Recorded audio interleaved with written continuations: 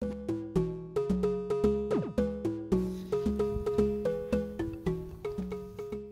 chose, c'est une mesure qu'on va faire entre le bord de la branche ici et la corde. D'accord? Donc on fait une mesure en haut, la même mesure en bas, et on doit avoir un écart entre les deux.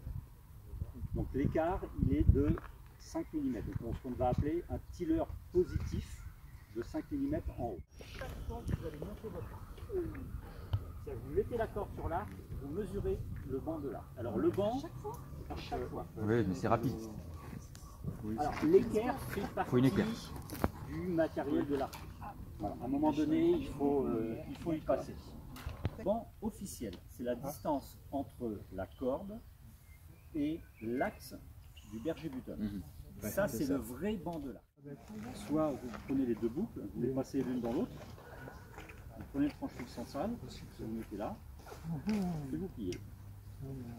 Et là, vous gardez votre tour. Ça, quand vous allez la défaire, vous reprenez. Il faut faire attention, oui, il faut être méticuleux. Alors, le seul moyen qu'on a de faire la mesure, c'est de venir positionner l'équerre donc sur la corde, et on va venir faire tangenter l'équerre sur le repose-flèche. Le haut du noxette du bas, d'accord, doit se situer à plus 5 mm.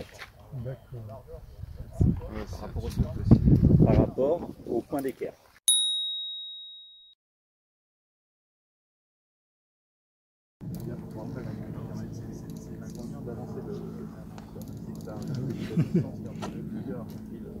Il faut y aller doucement, hein. Oui. C'est un coup de pince. Ah oui. Tu peux te saboter ta corde. Il coupe la corde. Oui. J'ai racheté à Monique, il était déjà monté comme ça. Tu es obligé de les enlever complètement et t'en mettre, tu peux juste les bouger. Oh, bah. Non, non, Non, c'est les mêmes que tu remets. Hein. L'école aussi, Ah oui. repose juste.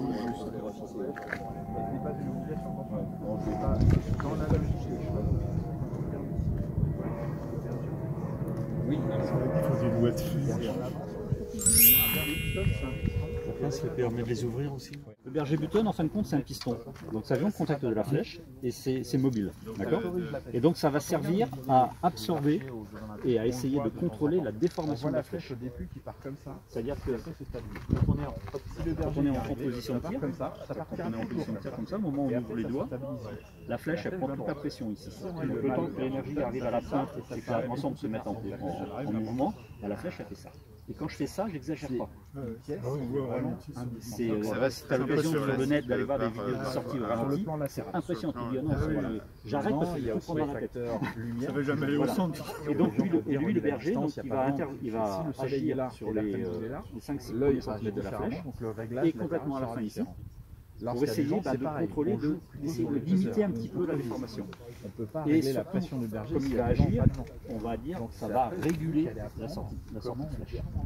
Donc ça annule la déformation. D'accord. C'est la pièce la plus complexe à régler sur un arc. Parce qu'en gros, si techniquement on est très bon comme groupe, c'est plus simple de régler un latéral quand on est groupé comme ça que quand on est regroupé comme ça. Si l'arc n'est pas équilibré, ça ne sert à rien de faire un réglage, parce qu'on va régler déjà dans une mauvaise configuration de base. Donc, quand on dit qu'on met un arc à 0, c'est-à-dire qu'on va voir, quand on regarde son arc par l'arrière, quand on regarde sa corde, on doit tout avoir dans l'axe.